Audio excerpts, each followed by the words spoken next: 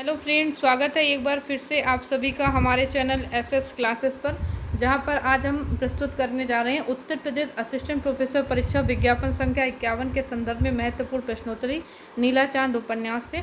इसके पहले अगर आपने चैनल को सब्सक्राइब नहीं किया है तो ज़रूर कर लीजिएगा, जिससे सभी वीडियोज़ की नोटिफिकेशन आप तक पहुँचती रहे। अगर आप अभी भी हमारा कंप्लीट कोर्स ज्वाइन करना चाहते हैं तो इन नंबर्स पर मुझे व्हाट्सअप कर सकते हैं, जिसकी ये फ़ीस आपको छोटी सी पे करनी होगी। आपको संपूर्ण क्लास वहाँ पे मिलेंगी, live recorded PDF notes, quiz और महत्वपूर्ण प्रश्नावली, सभी नोट्स आपको उपलब्ध होंगे। तो जल्दी से ज्वाइन कर लीजिएगा अभी भी।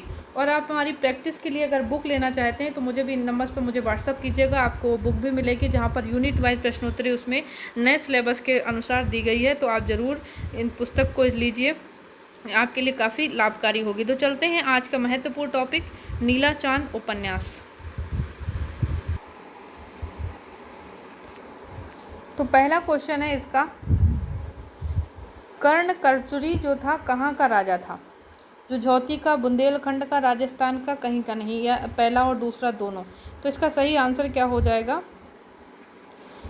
पहला और दूसरा दोनों। क्यों? कि आज का बुंदेलखंड कल का जुझौती के नाम से जाना जाता था। दूसरा प्रश्न है, कर्ण कब तक सप्तम चक्रवर्ती सम्राट की घोषणा करने वाला था?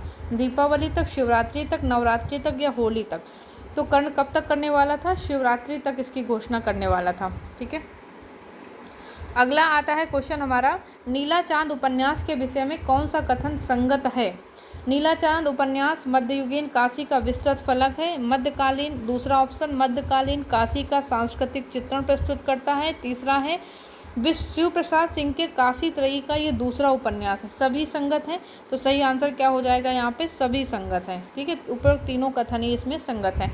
अगला क्वेश्चन है, नीला चांद किसका प्रतीक है? जो इसका शीर्षक है नीला चांद, वो किसका प्रतीक है? अविश्वास का, अमोघ इच्छा शक्ति का, ईमान का या सुंदरता का? तो सही आंसर क्या हो जाएगा? अमोघ इच्छा शक्ति का प्रतीक है नीला चांद।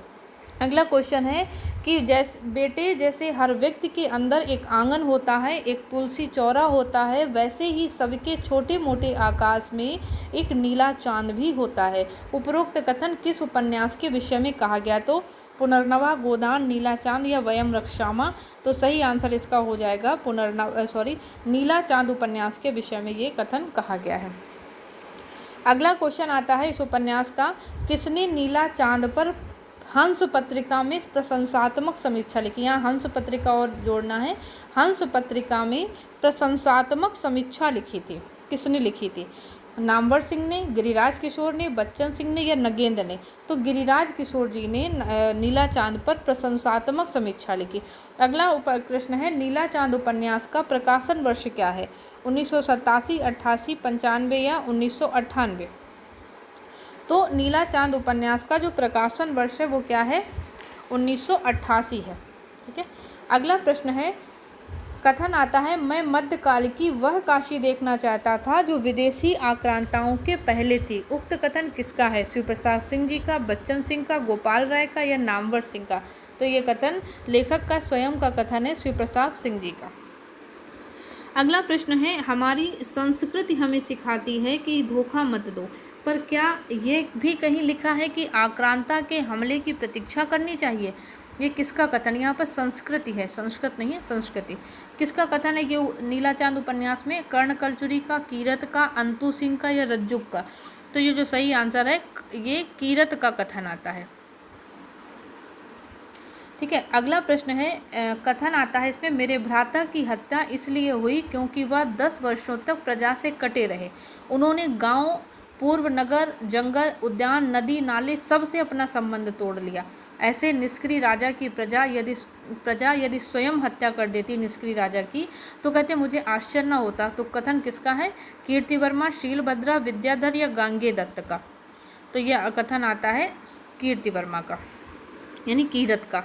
अगला प्रश्न है, नीला चांद उपन्यास को मिले पुरस्कारों में कौन सा असंगत है? साहित्य अकादमी 1991 में, शारदा सम्मान 92 में, व्यास सम्मान 1995 में?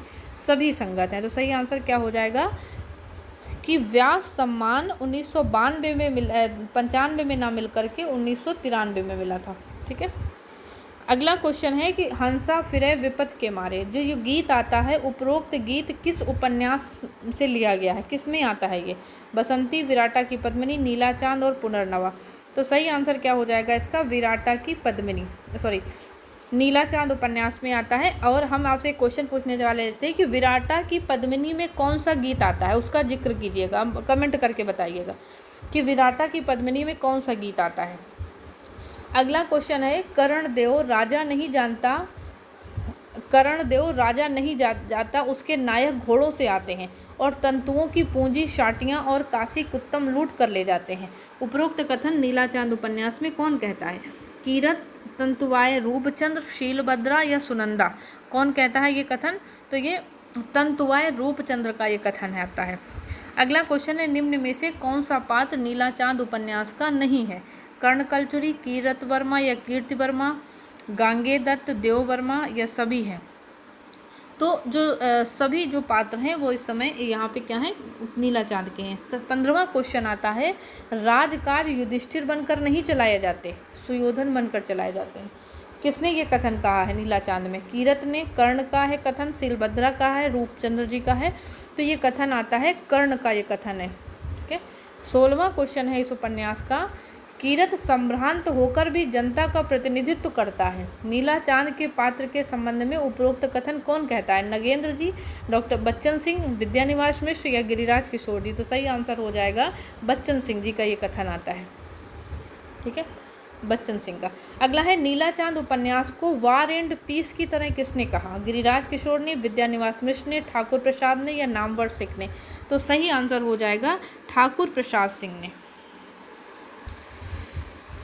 तो ये थी प्रश्नोत्तरी आज के उपन्यास नीला चांद से। प्रश्नोत्तरी कैसी लगी ज़रूर बताइएगा। अधिक से अधिक वीडियो शेयर कीजिएगा, कमेंट करके जो भी हमने क्वेश्चन पूछा उसका आंसर दीजिएगा और चैनल को सब्सक्राइब करना भी मत भूलिएगा। मिलते हैं फिर एक महत्वपूर्ण प्रश्नोत्तरी के साथ। Thank you.